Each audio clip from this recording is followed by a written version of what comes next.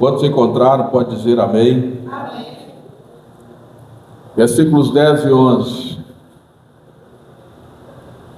Eu vou ler aqui, vou ler ali, porque essa tradução aqui é um pouco diferente. Eu estou com a Bíblia diferente aqui.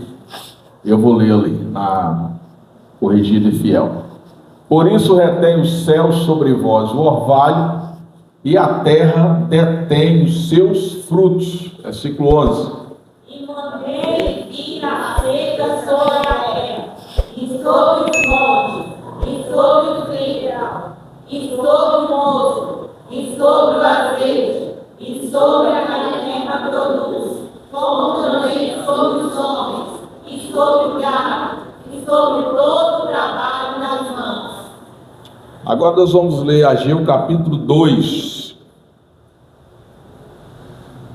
versículo de número 5, 6 e 7.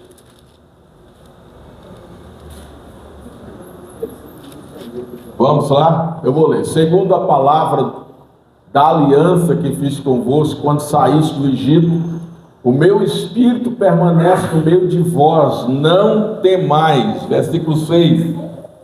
Porque assim diz o Senhor dos Exércitos, ainda uma vez, daqui a pouco, farei tremer os céus e a terra, o mar e a terra seca.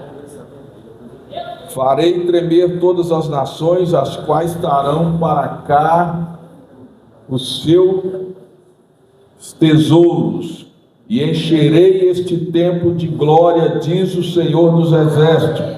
Versículo 8.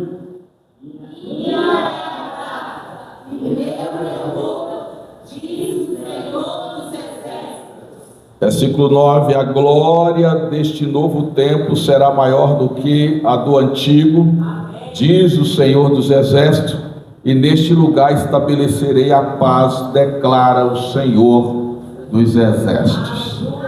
Glória a Deus, bendito seja o nome do Senhor. Eu quero começar essa palavra dizendo para você, nós estamos falando da restauração do altar da família, e a promessa do Senhor é de trazer um novo tempo de bênção e de glória sobre a nossa casa. Glória a Deus.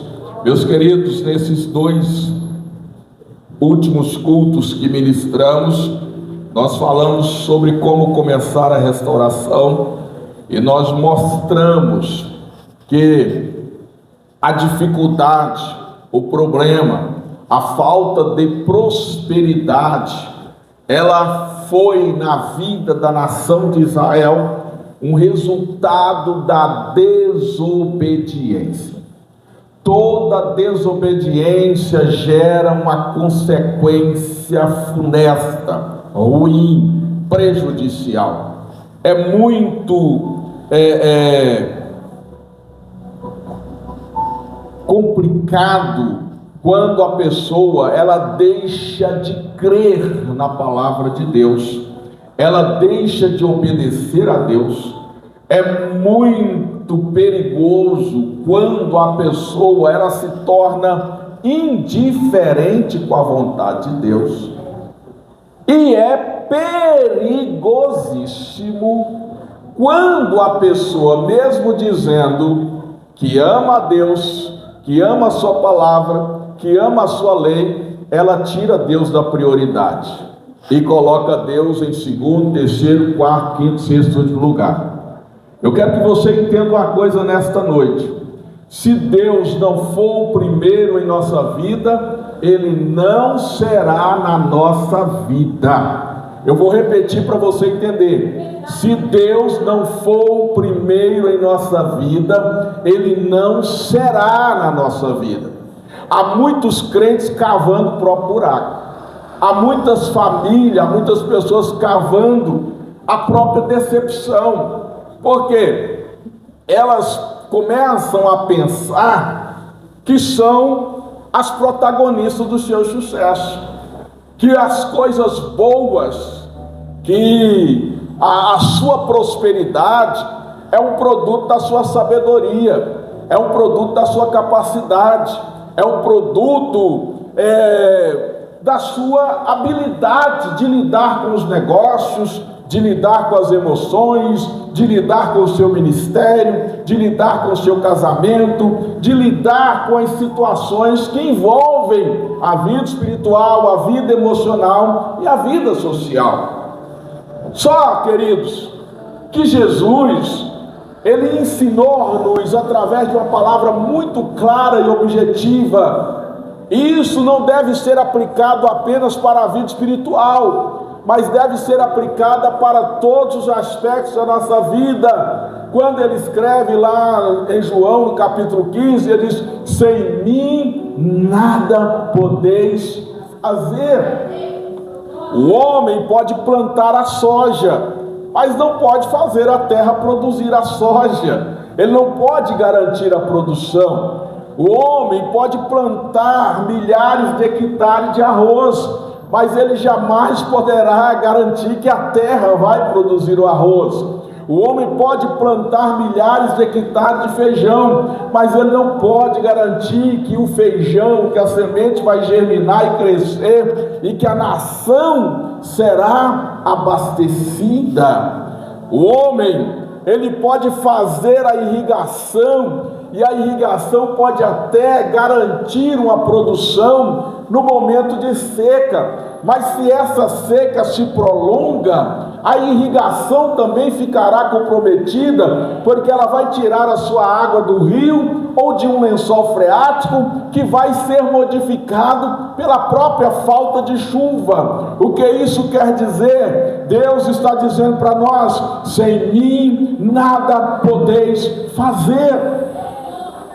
A restauração e a bênção de Deus para minha e para a sua casa, ela vem quando nós entronizamos o Senhor, quando nós entendemos que Ele é a prioridade, e Ele tem que ter o devido lugar na nossa vida.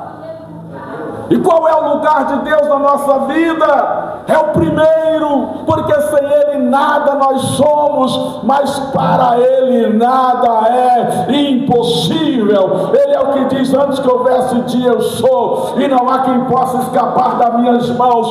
Operando eu, quem impedirá? Aleluia! Glória a Deus. A nação de Israel por um tempo não entendeu isso.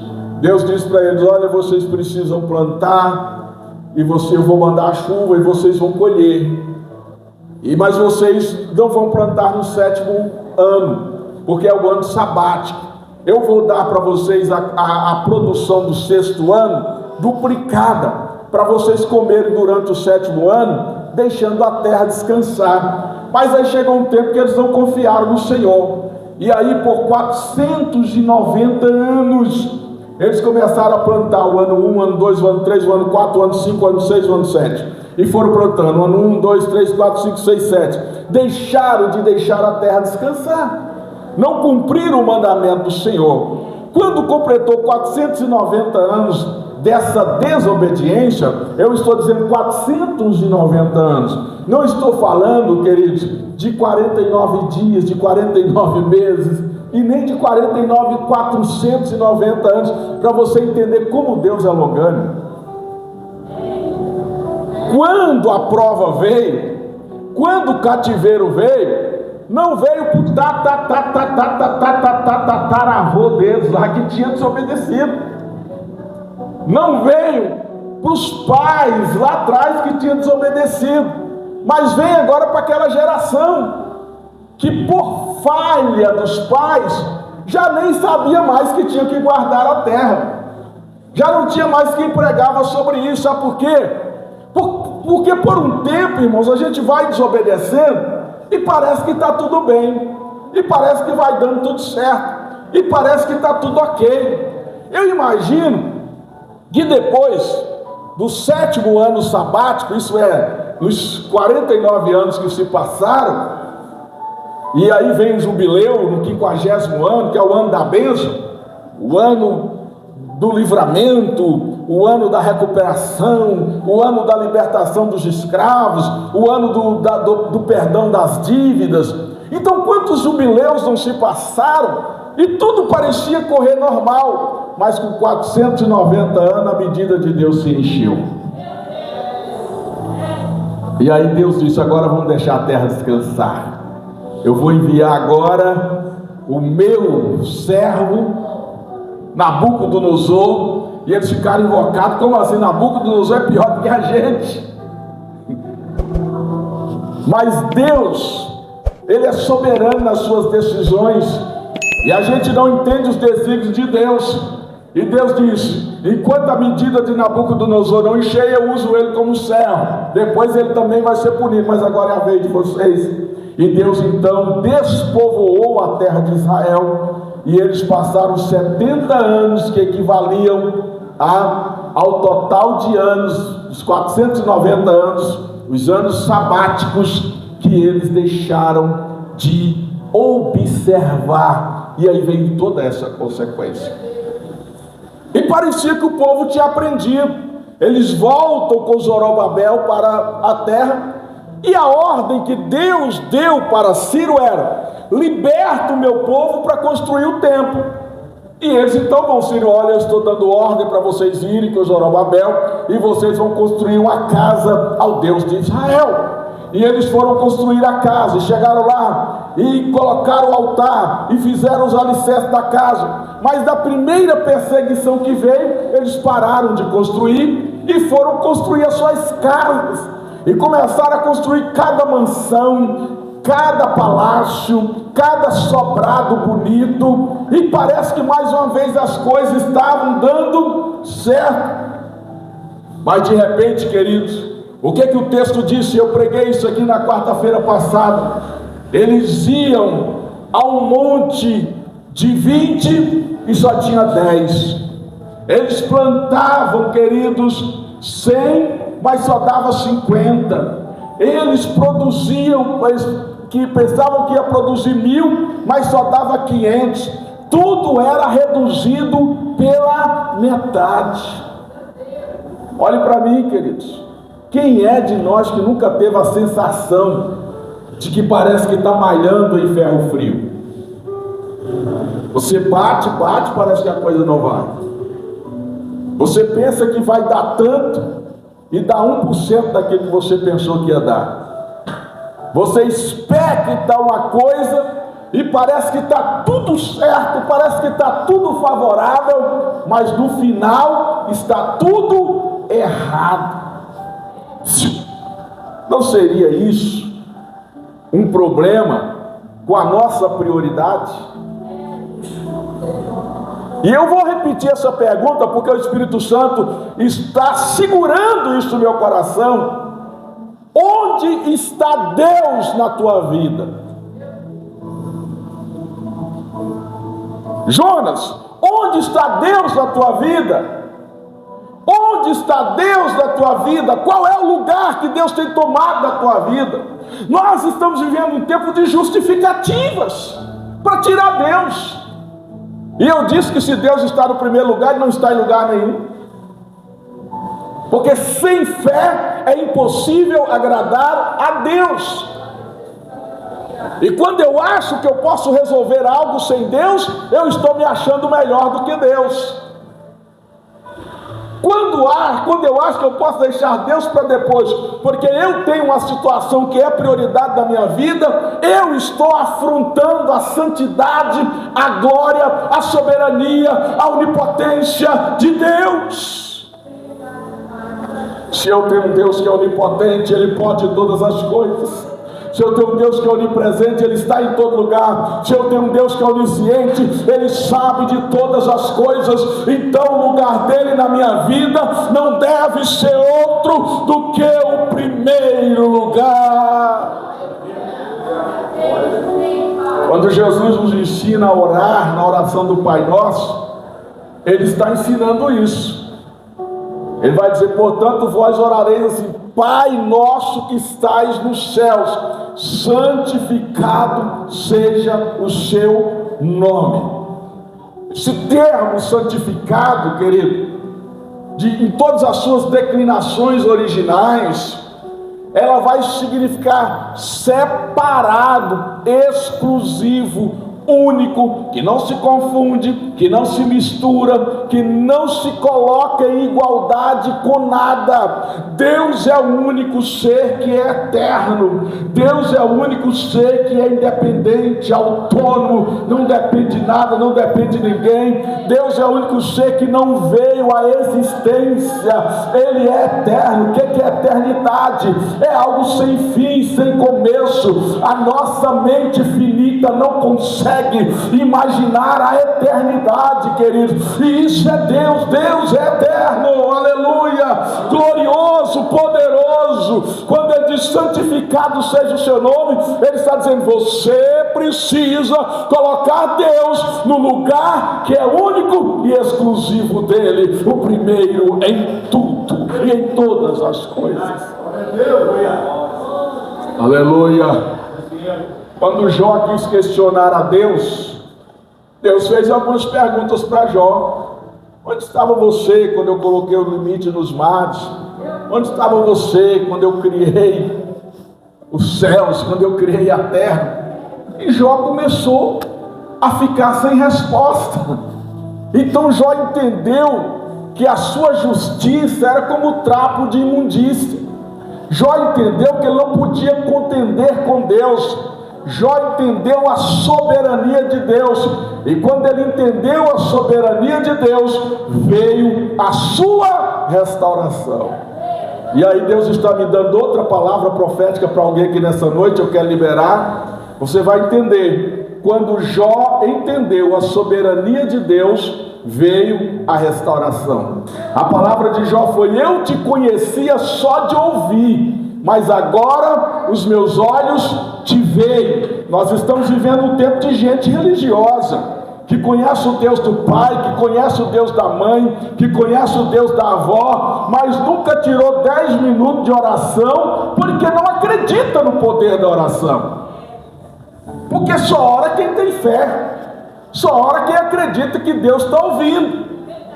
Porque quem não acredita na existência de Deus, ele acha que orar é loucura. Como é que eu estou falando aqui ao vento? Como é que eu estou falando? Muitas das vezes para o psicólogo, para os adeptos das seitas que existem por aí, orar para eles é uma terapia emocional. Eles têm como isso, mas eles não creem na existência de um Deus pessoal, poderoso, que tem olhos de ver, que tem ouvido e ouve, e que está com as mãos estendidas para abençoar aqueles que dele se aproximam.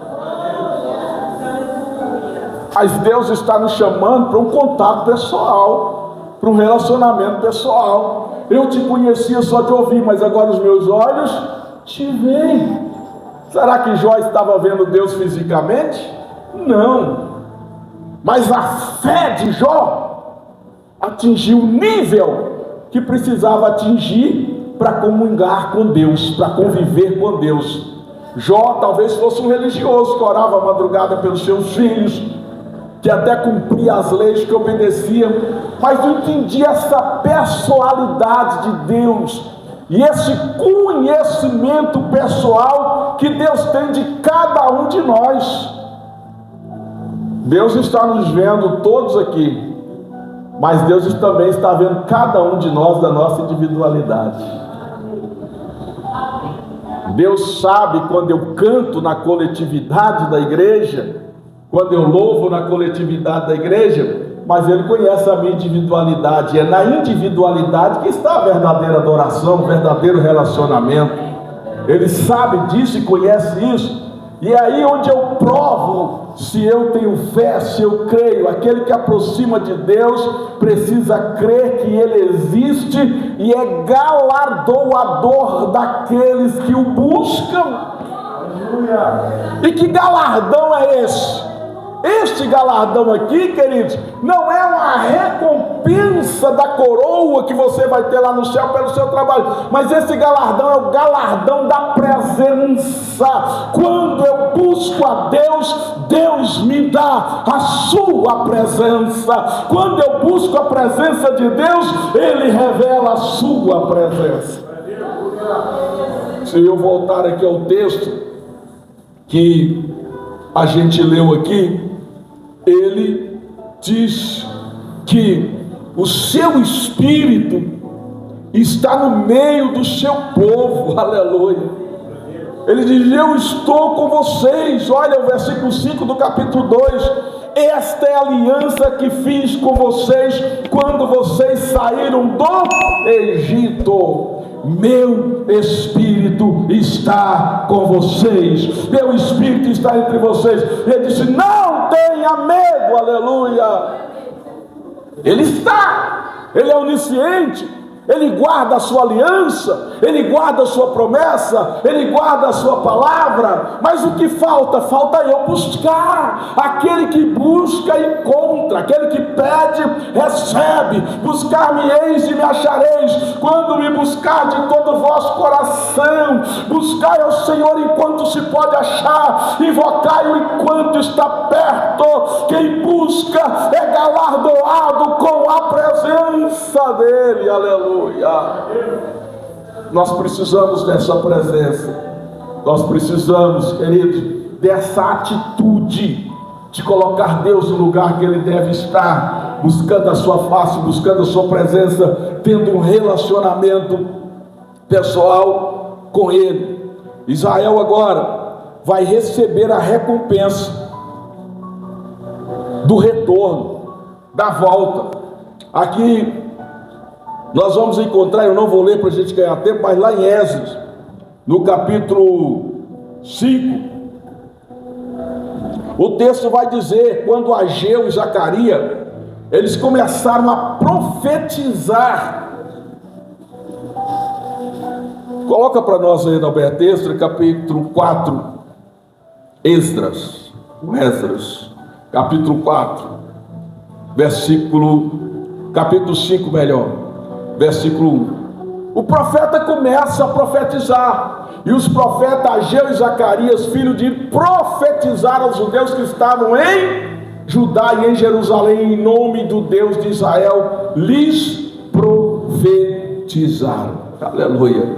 Quando o profeta vem, quando o profeta profetiza, aí o versículo 2, por gentileza, quem que profetiza?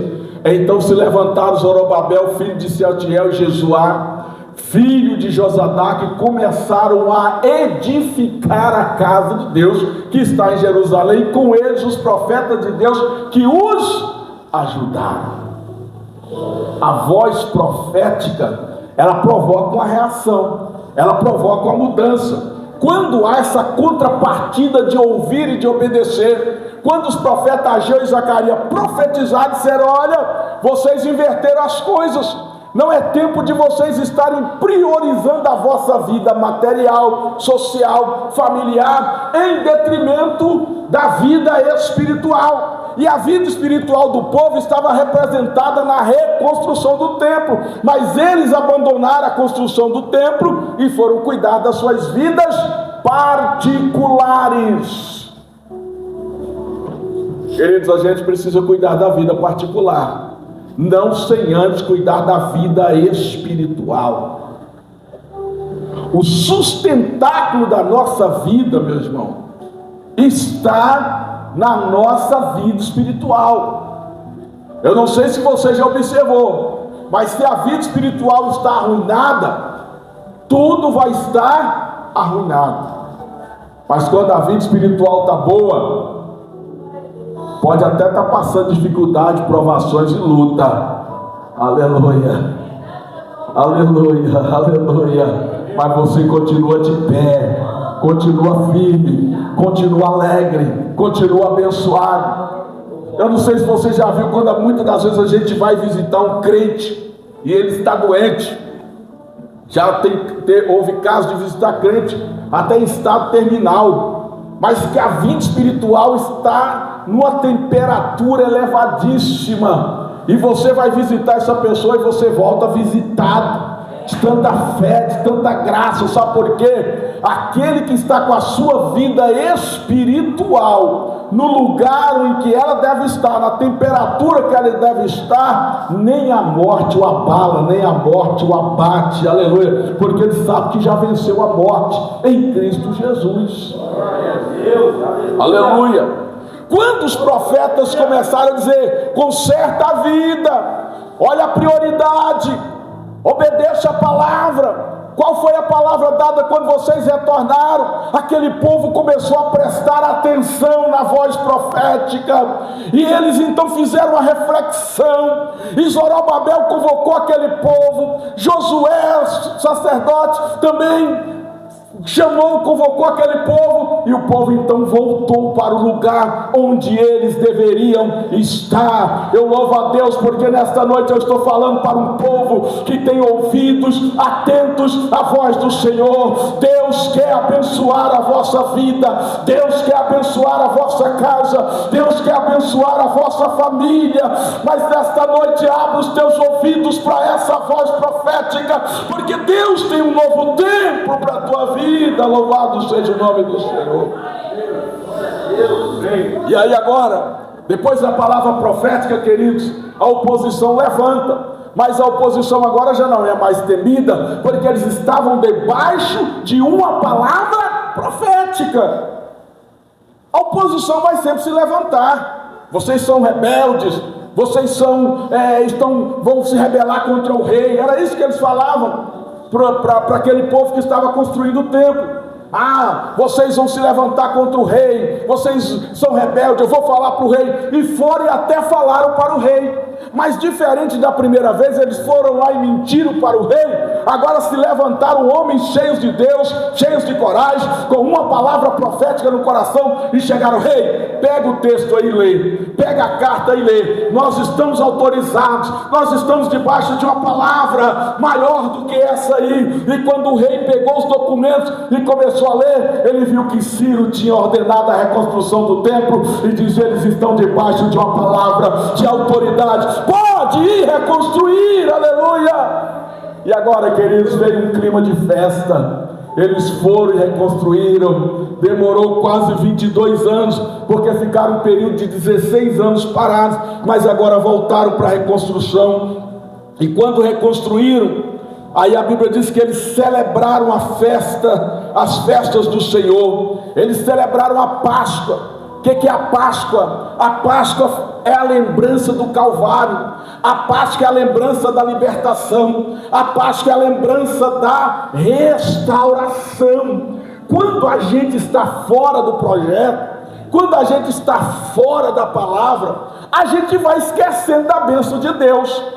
Aí você começa a receber acusação, o diabo começa a te acusar, o diabo começa a colocar peso na sua vida, e você já não se lembra mais da graça, e o diabo vai colocando condenações sobre a sua vida, e você começa a viver aquele jugo pesado colocado sobre o diabo. É o tempo que eles passaram sem celebrar a Páscoa. Mas quando a gente está sob a palavra está viva no nosso coração, nós estamos avivados, o que acontece? A gente celebra a Páscoa todo dia. Quando o diabo vem dizendo: olha, tem uma palavra de condenação para você, você diz: a cruz já levou toda a condenação. O diabo diz: tem um pecado sobre você, o sangue de Jesus me purifica de todo pecado. O diabo diz: você não pode. Você diz: eu posso todas as coisas, é Ele que me fortalece. O diabo diz: você não vai. Você diz: Ele me leva, Ele me carrega, é no braço dele, é na força dele. Isso é Páscoa, isso é libertação, isso é progresso, isso é prosperidade, aleluia. Nós celebramos festa todo dia, debaixo da palavra profética do Senhor. Glória a Deus. Nós não podemos esquecer disso. O Senhor manda celebrar passagem. Passou o Egito, passou o tempo errado, passou o tempo que ficou para trás, e agora nós estamos debaixo das promessas do Senhor, aleluia. Eles celebraram, queridos, a Páscoa, falando de comunhão e livramento, celebraram a festa dos pães asmos, lembrando a santidade, a separação para Deus, a abundância, a confirmação da presença do Senhor no meio deles. E depois eles foram celebrar o tabernáculo para demonstrar, mais uma vez, relembrarem da bênção de Deus, da temporariedade das coisas terrenas e efêmeras, mas da esperança eterna que Deus tem reservado para nós. Louvado seja o nome do Senhor. E aí agora eu quero que você medite comigo mais uma vez em Ageu capítulo 2. Versículo 6. Assim diz o Senhor dos Exércitos: dentro de pouco tempo farei tremer o céu, a terra, o mar e o continente. Aleluia. Ele está falando: eu vou mandar chuva, eu vou mandar a bênção. Aleluia. Eu vou abalar esse céu de bronze, essa terra seca e infértil. Eu vou revolvê-la, eu vou mexer com ela. Aleluia. O vento que controla, o mar que controla os ventos, a tempestade, as marés altas, as marés baixas, que faz o peixe vir, que faz o peixe fugir. Deus está dizendo: tudo sou eu que controlo. Eu vou mudar a circunstância, eu vou mudar a situação, e eu vou trazer a minha bênção sobre vocês. Aleluia. Glória a Deus, glória a Deus, glória a Deus, glória a Deus, glória a Deus. Aleluia, louvado seja o nome do Senhor. Ele diz: olha, a figueira não está dando fruto, o trigo não está produzindo, não tem vinho, mas eu, Senhor, vou mudar a situação de vocês. Ele diz: eu vou encher esse templo da minha glória, aleluia, porque a prata e o ouro são meus, declara o Senhor dos Exércitos. A glória desta última casa será maior do que a da primeira, diz o Senhor dos Exércitos. Aleluia. Eu gostaria que você ficasse de pé comigo neste momento. Olhe para mim aqui, fica de pé e olhe para mim. Quando cessa a desobediência e o espírito da profecia entra em ação, os ouvidos se abrem para receber a palavra, e o coração se fertiliza para produzir a fé que a palavra quer trazer, a prosperidade vem sobre a nossa vida. Para cantar a baixinha da manada. E aí, queridos, não importa se tem alguém na tua casa que não crê, ele não vai poder impedir a tua fé.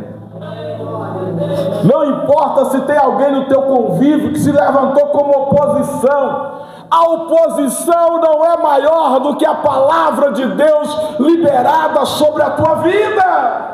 E o que Deus está dizendo é que a glória vai ser maior, aleluia. A glória deste tempo, a prosperidade deste tempo, a bênção deste tempo será maior na tua vida, aleluia. Eu quero perguntar: onde tem alguém que crê no tempo de Deus?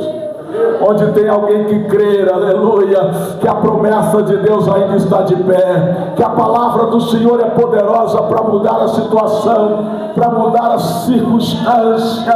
Deus é poderoso para trazer um tempo novo, para trazer algo novo. Eu não sei como está o estado da sua casa, da sua família, da sua vida espiritual, mas eu sinto a unção profética que paira sobre a minha vida nesta noite para te dizer: vai mudar, vai mudar, vai mudar, vai mudar, vai mudar. Deus vai fazer tremer o céu, Deus vai fazer tremer a terra, Deus vai fazer tremer o mar, Deus vai dar ordem às nações, e a bênção dele vai vir sobre a tua casa, sobre a tua vida. Aleluia, aleluia, aleluia, aleluia, aleluia, aleluia. Glorificado seja o nome. Eu quero que você aproveite esse momento para absorver essa palavra, para orar um pouquinho, para glorificar um pouquinho. Eu não sei como está o estado da tua casa, mas você pode dizer: Deus, eu vou obedecer. Deus, eu vou ver as minhas prioridades. Deus, eu vou ver qual é o lugar que eu estou te colocando. Ei, Deus está falando contigo. Até quando você vai acreditar que é na força do teu braço, que é na tua inteligência, que é na tua sabedoria? Deixa Deus ser o primeiro na tua vida. Com Josafá, ele diz: Josafá, fica quieto, fica fica parado, porque essa guerra não é sua, essa guerra é minha. Eu vou batalhar por você.